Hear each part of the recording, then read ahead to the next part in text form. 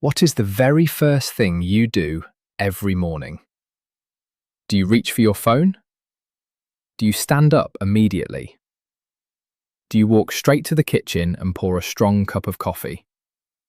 Or do you begin your day by taking a medication, stepping into a hot shower, or rushing out of the house without drinking any water? For millions of people, these habits feel completely normal. But here is what many people do not realize. The first hour after waking is not simply another hour of the day. Your cardiovascular system is going through a major transition. Your blood pressure is changing. Your nervous system is becoming more active. Hormones involved in alertness are rising. Your heart is adjusting from hours of sleep to movement, standing, thinking, eating, drinking, and dealing with stress. And for some people, especially older adults and those with high blood pressure, diabetes, sleep apnea, known heart disease, or certain rhythm disorders, the way the morning begins may matter more than they think. So I want to ask you a very simple question. What if the morning habit you consider harmless is actually adding unnecessary strain at the exact time your cardiovascular system is already adjusting? I'm Dr. Michael Hart, and today I want to walk you through several common morning habits that deserve a closer look.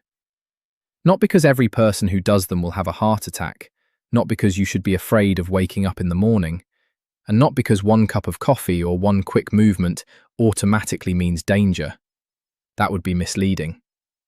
But because small habits can interact with age, medications, hydration, blood pressure, sleep quality, and existing cardiovascular disease in ways many people never consider. And please stay with me until the end, because one of the most overlooked morning risks has nothing to do with coffee, breakfast, or exercise.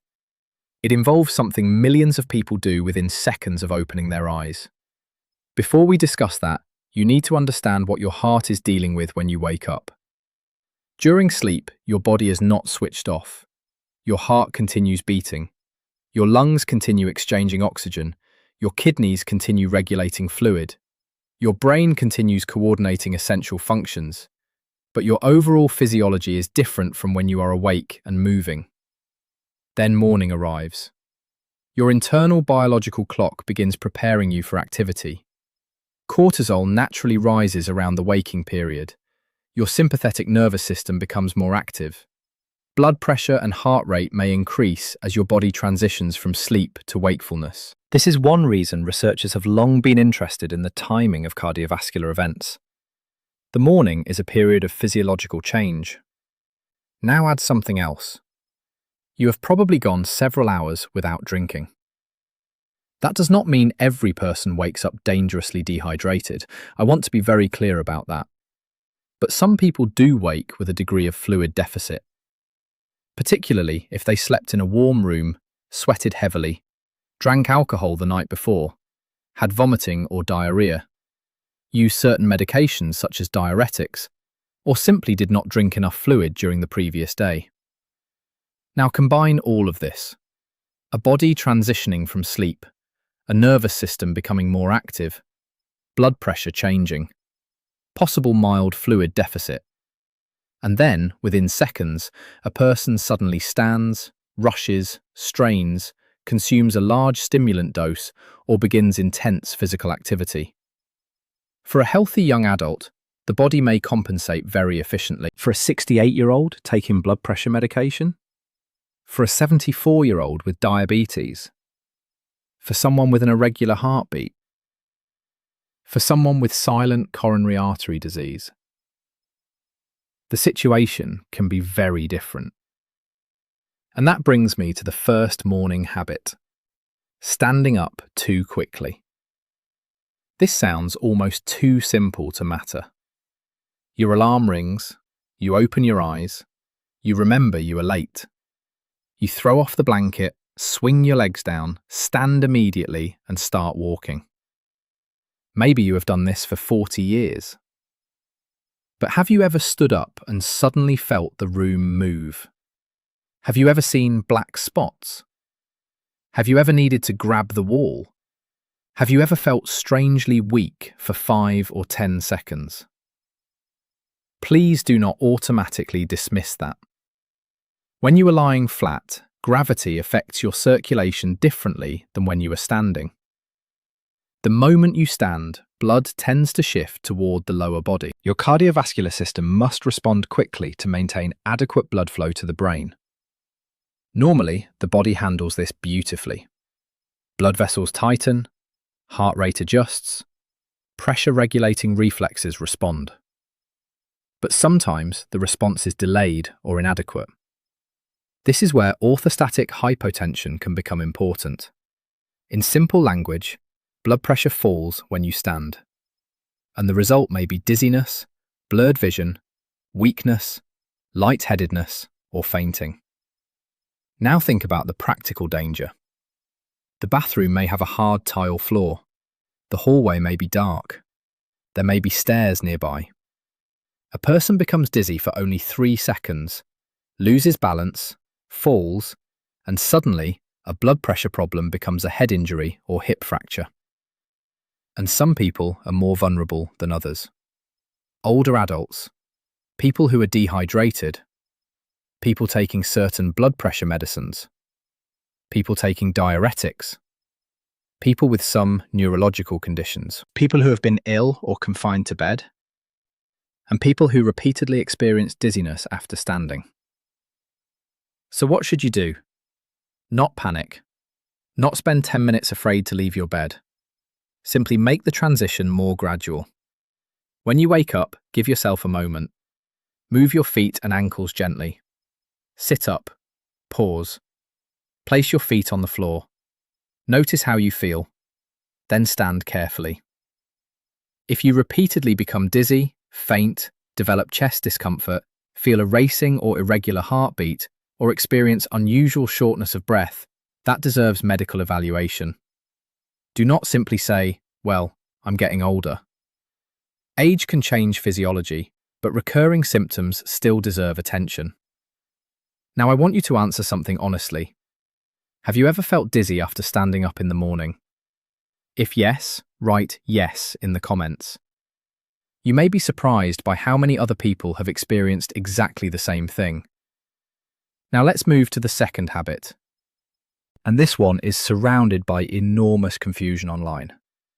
Ignoring hydration while immediately loading the body with stimulants. Notice my wording carefully. I am not going to tell you that every person must drink a giant glass of water within 30 seconds of waking or they will have a heart attack. That is not responsible medical communication. Your hydration needs depend on your body size, kidney function, heart function, medications, climate, activity, and many other factors. In fact, some people with heart failure, advanced kidney disease, or specific medical conditions may be told to restrict fluids. So more water is not automatically better. But for many people, especially those who are not under fluid restriction, beginning the day with no attention to hydration can be a poor pattern. Imagine this routine. You wake up, no water. You take a hot shower, no water.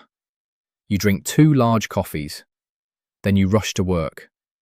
By late morning, you have consumed plenty of caffeine but almost no other fluid. Now add a warm climate. Add a diuretic medication. Add sweating. Add poor fluid intake from the previous day. That combination deserves attention. The better question is not, does everyone need exactly 400 millilitres of water at 7:02 a.m? The better question is, am I beginning my day in a way that supports appropriate hydration for my medical situation? For many people, a reasonable amount of water after waking can be a simple habit.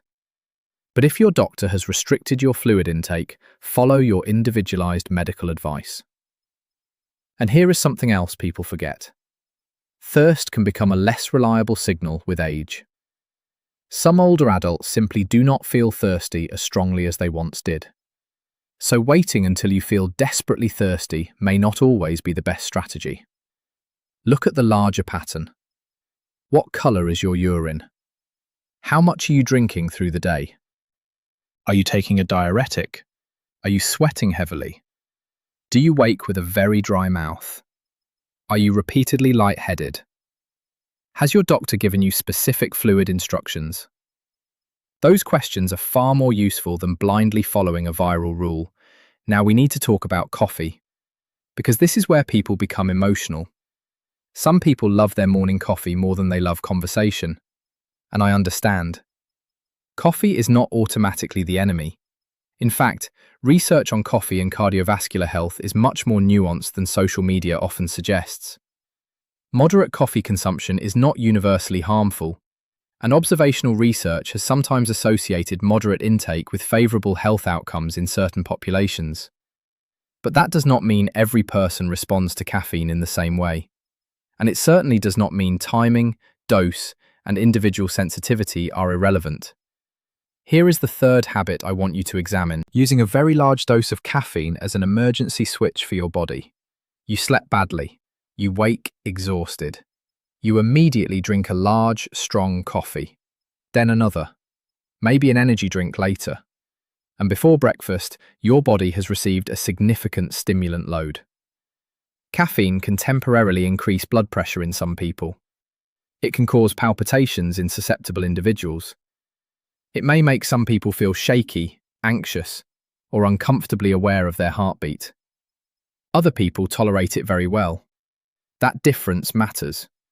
If you drink coffee every day and feel completely fine, I am not telling you to throw it away. But if your morning coffee is repeatedly followed by a pounding heart, chest discomfort, dizziness, tremor, or a sensation that your heart is skipping beats, do not simply assume that suffering is the price of becoming alert. Pay attention to the pattern. And please be careful with one particularly risky combination: poor sleep, dehydration, nicotine, a high dose of caffeine, and immediate stress. Think about what some people do. They sleep for 5 hours, wake up exhausted, stand quickly, smoke a cigarette, drink very strong coffee, open stressful messages, then rush into traffic. Each factor may affect the cardiovascular system differently, and stacking them together can create far more strain than any one behavior alone. This is why I want you to stop thinking about heart health as one magical food or one evil ingredient. Your heart experiences combinations: timing, dose, context, medication, sleep, stress, age, fitness, existing disease. That is the real picture. Now here is the fourth morning habit, and this one surprises people because exercise is supposed to be healthy. Going from 0 to maximum intensity with no transition, let me make this absolutely clear. Regular physical activity is one of the most valuable things you can do for cardiovascular health. Walking, resistance training, aerobic activity, and appropriate exercise can support blood pressure, metabolic health, strength, mobility, and overall well-being. The problem is not morning exercise. The problem is treating your body like a machine that can go from sleep to maximum output instantly. Imagine a 65-year-old man who has been mostly inactive for years. He watches a motivational video. The next morning he wakes up at 6 a.m. He drinks strong coffee. He does not eat. He barely drinks. Then he begins sprint intervals because someone online said high intensity is the secret to longevity. Within minutes he is gasping. His chest feels tight. He becomes dizzy. But instead of stopping, he tells himself, no pain, no gain. That mentality can be dangerous, especially when a person has not been medically evaluated, has cardiovascular risk factors, or is dramatically increasing exercise intensity after a long period of inactivity. A safer approach is gradual progression. Wake up, allow your body to transition. Hydrate appropriately for your condition. Warm up, begin gently. Increase intensity progressively. And if you develop chest pressure, unusual breathlessness, faintness, or other concerning symptoms, stop and seek appropriate medical care. A warm-up is not wasted time. For many people, it is the bridge between rest and exertion. And now I want to tell you about a mistake that is even more subtle: because this one often happens before breakfast, before coffee, before exercise, sometimes before a person is fully awake. A person wakes up, reaches toward the bedside table, picks up their morning pills and swallows them automatically. Same tablets, same time, every day. That sounds responsible, doesn't it? Taking medication exactly as prescribed is important, but there is one morning medication mistake that can create serious problems, and many people do not realize they are making it. The mistake is not simply taking medicine in the morning. The real danger is changing the timing, doubling a missed dose, mixing certain medications with supplements, taking someone else's advice instead of your prescriber's instructions, or continuing a routine despite repeated dizziness, faintness, or unusually low blood pressure. For example, imagine someone takes blood pressure lowering medication. Then they stand quickly. They are also dehydrated from illness. They take a hot shower. They have not eaten, and they begin to feel faint. The correct response is not to randomly stop the medication, and it is not to cut the dose in half based on a YouTube comment.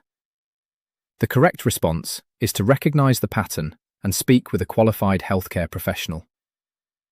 Medication timing can matter, but it is individualized. Some medications are taken in the morning, some at night, some with food, some without food. Some should never be doubled after a missed dose unless specific instructions say so.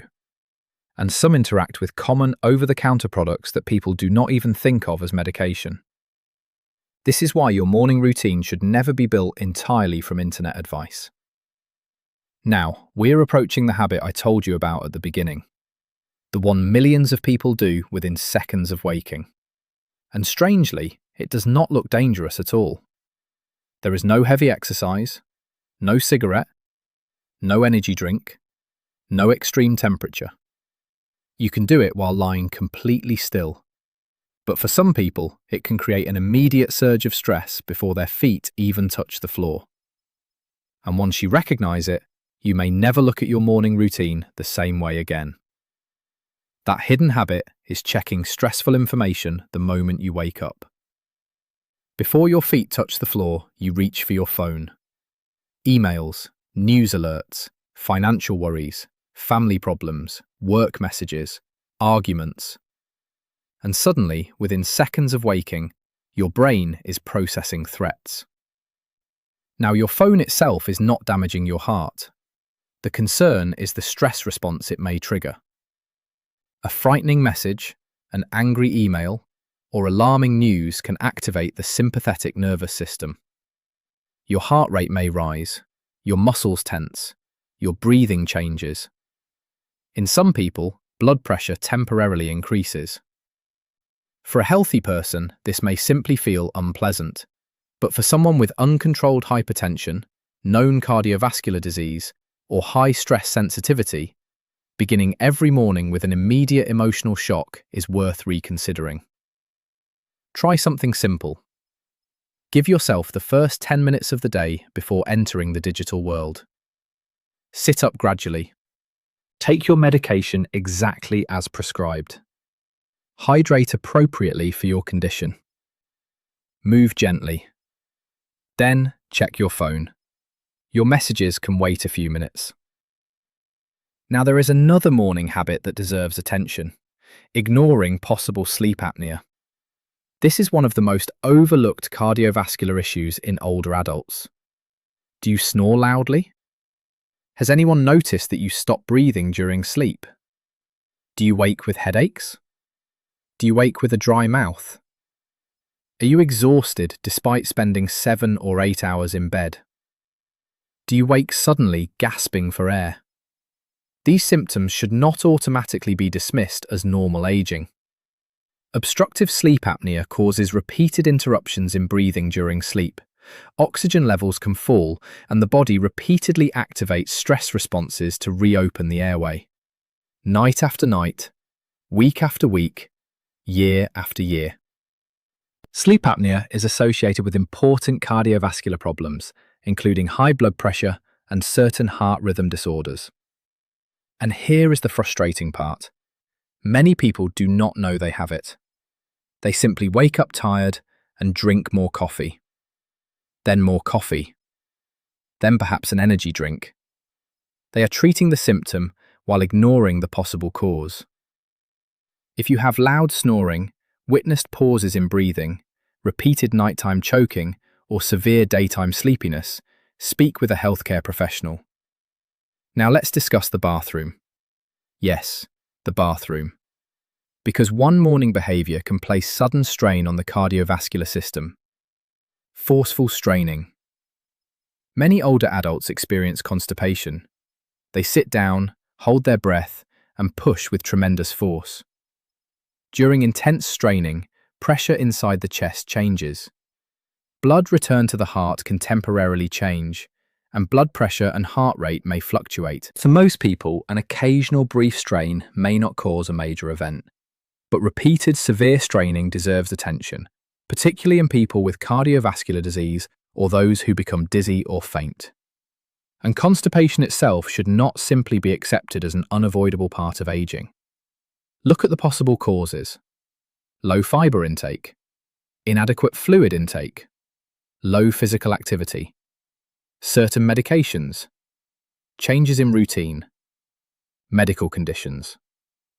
If constipation is persistent, severe, associated with bleeding, unexplained weight loss, significant abdominal pain, or a major change in bowel habits, seek medical evaluation.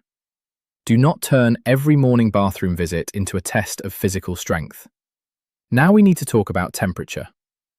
Many people believe that if a little cold is good, extreme cold must be better. Or if a warm shower feels relaxing, extremely hot water must be even more beneficial.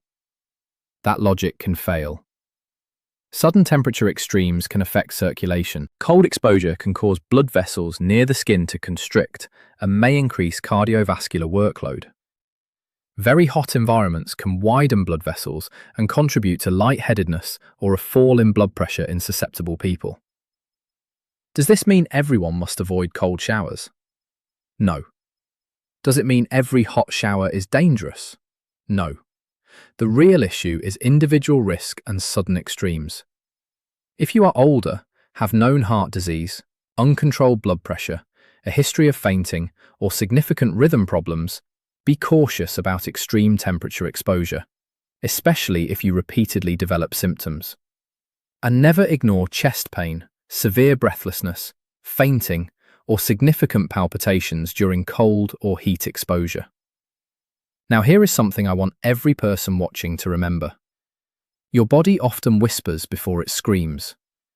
A little chest pressure that keeps returning, unusual breathlessness, a strange heaviness in the arm, repeated dizziness, a racing or irregular heartbeat, a sudden decline in exercise tolerance, unusual sweating, discomfort in the jaw, back, shoulder, or upper abdomen.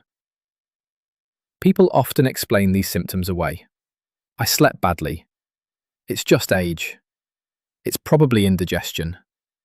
I'm stressed. I'll see how I feel tomorrow. Sometimes those explanations are correct. Sometimes they are not. Heart attack symptoms are not always dramatic, and they can vary between individuals. Some people experience crushing chest pain. Others may have pressure, breathlessness, nausea, unusual fatigue, or less typical discomfort. If you have possible heart attack symptoms, especially persistent or severe chest pressure, sudden breathlessness, fainting, or symptoms accompanied by sweating or nausea, seek emergency medical help immediately. Do not drive yourself if emergency services are available.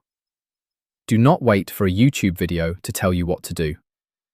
Now, after everything we have discussed, you may be wondering, what should a heart-conscious morning actually look like?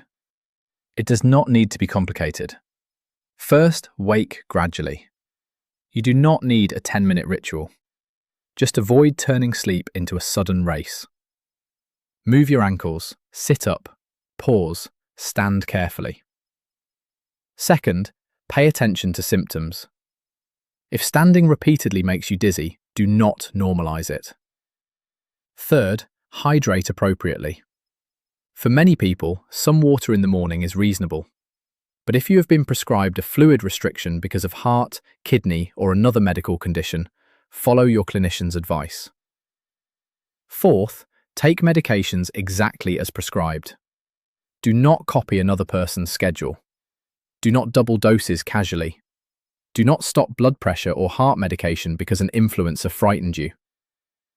Fifth, be thoughtful with caffeine. Know your response. If 1 cup feels fine, that is different from repeatedly using massive stimulant doses despite palpitations and tremor. Sixth, move your body, but build intensity gradually. A gentle walk may be appropriate for many people. A progressive warm-up is sensible. Going from bed to maximum exertion is unnecessary. Seventh, protect the first few minutes of your mind. You do not need to begin every morning with fear, conflict, and breaking news. And eighth, investigate poor sleep. If you snore heavily, stop breathing during sleep, wake gasping, or remain severely sleepy during the day, ask about sleep apnea. Now I want to give you one final thought. The greatest danger is often not one single morning habit. It is stacking several stressors together. Imagine this. You slept badly. You wake suddenly. You stand too fast. You are lightheaded, but ignore it. You smoke. You drink a large, strong coffee. You take medication without paying attention to your prescription instructions. You check a stressful message. Then you begin intense exercise with no warm-up. Each step adds something. That is the pattern I want you to recognize. Heart health is rarely about one dramatic villain. It is often about repeated patterns, small choices, accumulated risk, and symptoms we keep ignoring. So tomorrow morning, do one thing differently. Not 10 things. 1. Maybe you will stand more slowly. Maybe you will stop checking stressful messages immediately. Maybe you will pay attention to recurring dizziness. Maybe you will reduce an excessive caffeine dose. Maybe you will finally speak with your doctor about loud snoring and morning headaches.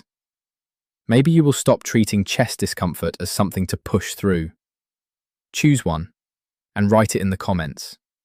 What is the first morning habit you are going to change?